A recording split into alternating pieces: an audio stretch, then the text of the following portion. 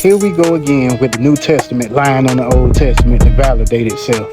In order to pull it off, they have to make the Pharisees and Jews be about some of the most ignorant people concerning the scriptures, because there's no way they would be dumbfounded with these little goofy clapbacks and quotes that Jesus uses.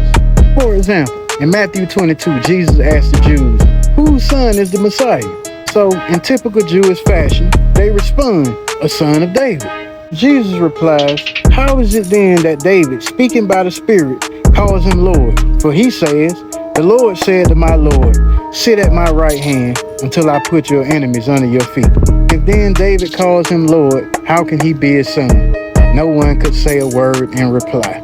And what I mean by the Pharisees can't be this dumb is because they would have known Jesus was taking this shit way out of context. The trick here in the translation is to get you to believe that David called his descendant Lord, when the verse just implies that Yahweh, who's the Lord, told David, who is this scribe's master, that all of his enemies will become his footstool.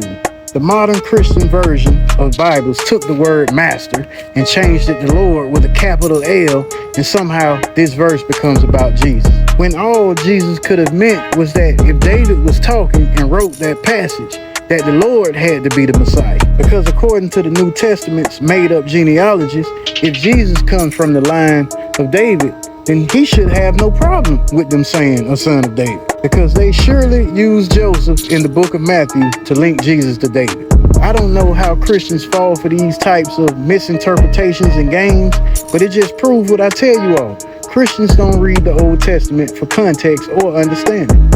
They just allow people to tell them how to read it by skipping around the book, and you'll never get any context by jumping around in the passages. I'll let you all tell it. I'm wrong for following the context correct. But it is what it is, man. Cello the Great, 100.